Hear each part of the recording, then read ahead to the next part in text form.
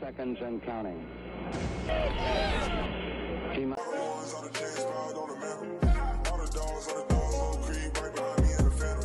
Hey, what's good, yo? Welcome back to another video. It's Anish and Juan with Drew, and today we have some significant news for the Houston Texans, and the Texans are parting ways, aka firing Jack Easterby, the executive vice president of football operations. And I just have one word: finally, man. Like, why did it take them so long for the Texans to fire Jack Easterby? I don't know. The Texans have always dismissed Jack Easterby's importance in the organization, and when asked about it in press conferences, they would always say that he does have a wide variety of skill sets and talents that he brings to the organization that they deem to be useful, but it just seemed like he became a bigger problem than what they could cover up. I mean, he was present during the NFL draft in the war room. He's there outside during games. And it just seemed like, are the Texans really controlling him as they say they are? A lot of people did think that Caserio would keep Easterby under wraps, but it just seems like it kind of got out of control. According to John McClain, he said that he stuck his nose in other department heads' businesses. He tried to tell everyone what to do and dictate policy where he had no business. And his firing has nothing to do with the job status of Nick Caserio or Lovie Smith.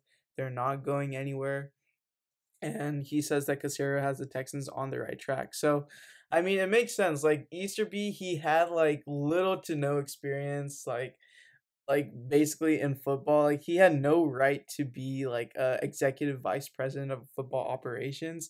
So the fact that he got as high as he did, I think that was absolutely crazy. But I mean, finally, I mean, it shows a lot, and a lot of players came out saying like now the Texans are actually going to like do something in the future. So it was pretty interesting. Andre Johnson said that, like, shared something on Instagram saying that he's ready to get back into it. So, Drew, what are your thoughts about this news?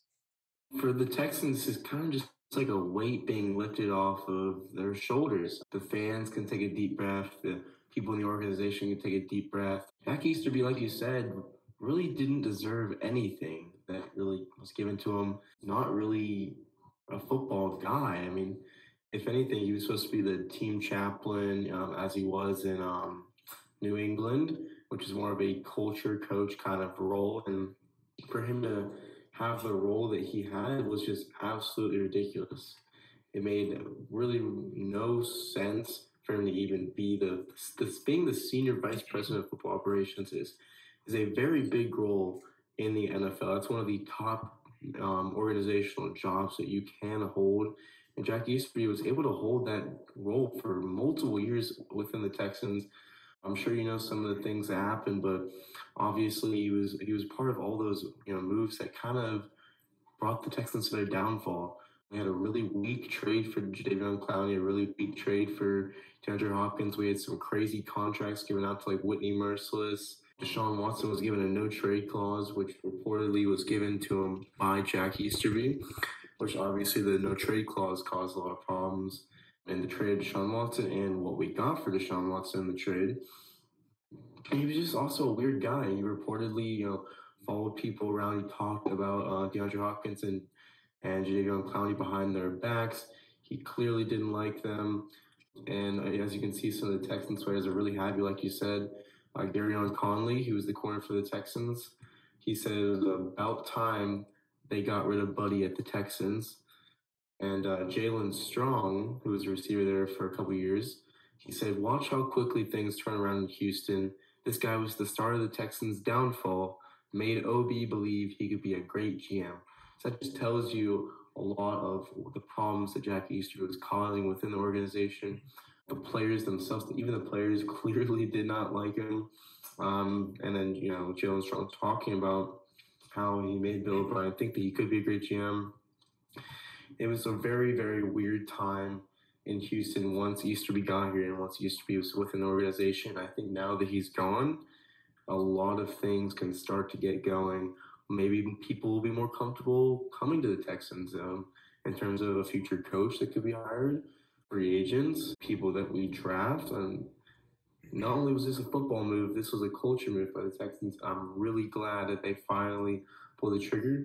It shows a lot from Cal McNair and shows a lot from from Nick Casario that they are here to win football games.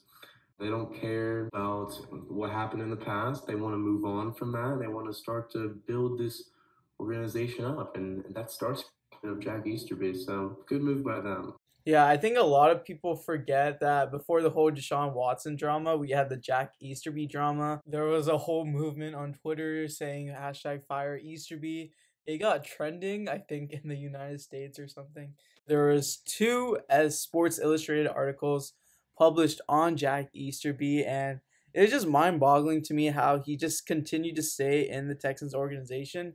The only good thing he's done was bringing in Nick Casario, and even then, that whole process was pretty botched. The way how Nick Casario was even hired, but and in some ways he might have been right about Deshaun by spying on him, and that kind of got into some of the trouble of why Watson had a lot of distrust with the organization, why were they spying on him. But overall, Jack Easterby had a high willingness to throw anyone under the bus who didn't give him personal gain. So he was willing to throw Cal McNair under the bus, Bill O'Brien under the bus, the equipment manager, Robert Kraft, and anybody under the bus. So even then, another breaking point as to why Jack Easterby was fired is because he really, really pushed for his friend Josh McCown as being the Texans head coach. And Josh McCown, similar to Jack Easterby, he hasn't had little to no experience coaching in the NFL. So it's not surprising that Jack Easterby would advocate for someone like that. And the fact that the Texans were heavily considering hiring Josh McCown, he was I believe one of the last two candidates they were considering for head coach until ultimately going with Lovie Smith. The fact that they were considering Josh McCown and then saying oh yeah, Easterby doesn't have much of an influence is kind of hard to say now, because it seems like he did have an influence, and then ultimately Cal shut it down. So I mean, that's pretty surprising. We don't expect Cal to be the guy to shut things down, but apparently he was the one who said, okay, this is ridiculous. We can't acknowledge really consider Josh McCown as a serious head coach candidate. And so that was one of the reasons why Jack Easterby kind of was one of the reasons why he was on his way out for the Texans. And I don't know why I guess they decided to fire him now. It just seemed too much. I guess now the timing now just seems really strange.